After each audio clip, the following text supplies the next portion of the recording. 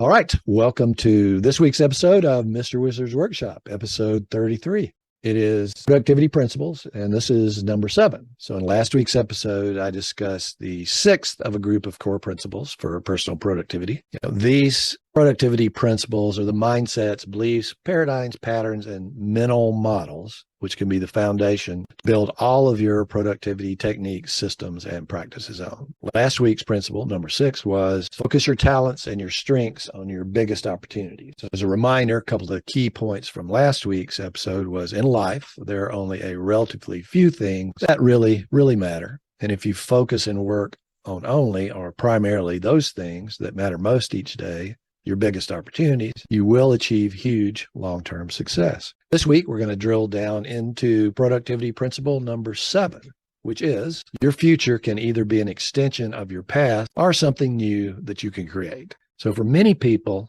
their future will just be a repetition or extension of their past. They're going to do basically the same things that they did in the past, and they're going to get the same results that they got in the past. In fact, many people don't see any other option for their future other than what they have experienced in the past. That's primarily because we don't have a frame of reference for something that we haven't experienced. If you don't have a frame of reference for something in your mind, you won't necessarily know what to do with it or even recognize it when it shows up in your life. So if you shift your paradigm and decide, I'm not going to live in the past anymore, I'm going to live in a future, which I'm going to intentionally create, it can instantly change your life. Today can be the last day of the way your life used to be. A metaphor that I really like is a lot of people are standing at the paintings of their lives. And as they're painting, they're looking back at what they painted in the past, and they're just copying the painting.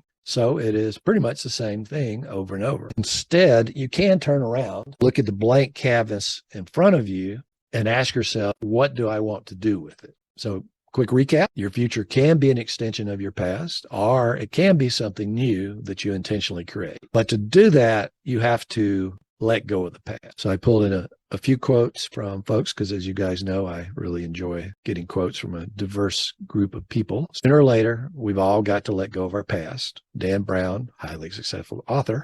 You can't look back. You just have to put the past behind you and find something better in your future. And finally, from Oprah Winfrey, who I really admire. Great, courageous act that we must all do is to have the courage to step out of our history and past so that we can live our dream. So the action item for this week is decide, are you letting the ghost of Christmas past drive your life? I got this gift it's from Scrooged with Bill Murray, which was a hilarious movie. If you are, at least part of the time, then the specific action item is Google how to let go of your story and pick something. There's some really good short YouTube videos and watch it. So this particular one is like 2.5 minutes, a Buddhist story that perfectly illustrates the idea. A question for you: are you an entrepreneur who's highly motivated to improve your productivity, but you still struggle with procrastination, regularly find yourself neglecting your highest priority tasks, that most important work that I was talking about a little bit earlier? Or schedule a free 30-minute quick start to time blocking working session with me, and I'll show you how to beat procrastination and get your shit done. I'll post a link to my scheduling app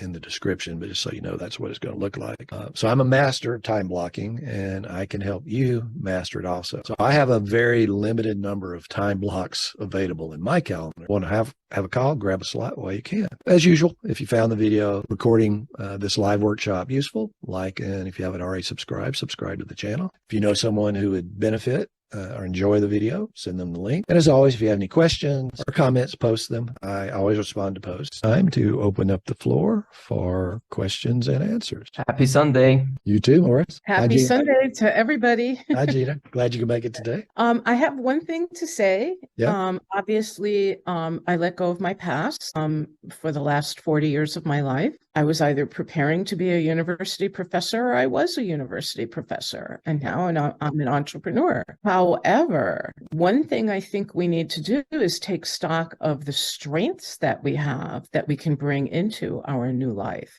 Mm-hmm. So it's not just getting the past or letting go of the past, but bringing with you into the present that which will serve you in your new role. Absolutely. So, Morris, let me ask you, do you, in your you're younger than both Gina and I. Think are older people, it can be more challenging to let go of their past or stop.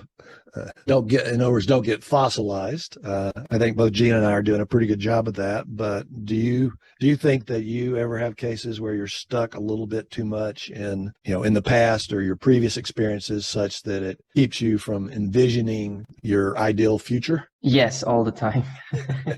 But of course, I can only judge it from my limited experience, not having lived and experienced as many changes in life as like you guys have, for example, especially, now I'm getting older too, and just experiencing how the entire world changes. It's something you don't even think that's going to happen. And now it's just a part of life. And there's nobody out there telling you, oh, it's going to be all good. And even if they do, you don't really believe it. It's just this kind of thing of, yeah, the world changes and all kinds of crazy stuff happens and you just have to figure out how to deal with it. I guess I'm not really answering your question, but when you shared this productivity tip today, it made me think of, I immediately thought of Gina. I'm so glad you're here, Gina. Oh, because you're supporting people and especially women who want to break out of an academic career and build their financial independence through entrepreneurship, through business. And I remember being in university with all my friends at university and so on, and I was already creating blogs and doing affiliate marketing and all that stuff, and like people would constantly ask me like, isn't this a waste of time? Isn't this internet thing a scam? How do you know it's going to work? Especially with academics, where academics are really, really smart and they have to study these difficult, deep topics and invest hours and hours every single week just understanding something and then being able to explain it and study for exams, do the project, all these things. And it's difficult, especially at a young age, it's difficult arguing with smart people, like I wasn't that smart. I was just fascinated by making money online. And so when I started working and I had my first corporate job, it was a really, really good job in the private financial sector. And after 1 year, I was just thinking, I don't want to do this forever. And I just quit. And I remember how everyone said I'm crazy and my parents got really worried. And yeah, that's how I can relate to this story today, but it's still very difficult. Well, Morris, you are smart. You're smart with business. I mean, there's different kinds of intelligences. And so I never thought of myself as being smart in business at all. And I've had to pull deep within myself to try to recreate myself as a person who is smart in business. Well, and I think part of the message from today's workshop is that you can become a lot more intentional about creating a future. It's not just letting, an important part of it's letting go of your story or not being completely mired down in what's happened before in your previous experiences, but also being aware that there are other ways to do it, and you can visualize a different future. You don't have to assume tomorrow is going to be pretty much like yesterday, or the next 5 years of my life is going to be pretty much like the last 5 years of my life. Yeah, I can just say for me personally, the hardest part of letting go of my old self is always this feeling of letting other people down. I'm not sure if it's related to the topic or if that's just me or if that's something you see in other clients as well. A lot of people. It could be. Because that's part of your story. Whether you call them limiting beliefs, potentially unconscious programs, a lot of those come from other people, family, community. It is part of your story, your experience or the decisions you made when you were 5 or 7 or 10. For example, I grew up in a lower middle class family. My dad was a construction worker, but he has his own business. But my mom especially kind of had this mindset that people who are rich are different than us, and they're not happy. Rich people aren't happy. It's like, well, okay. So that hopefully that's a limiting belief I've completely let go of. But that's just an example of the kind of thing that can be part of your story that can hold you back. Yeah, and they stick with you, right? Yeah. Like they really stick deep.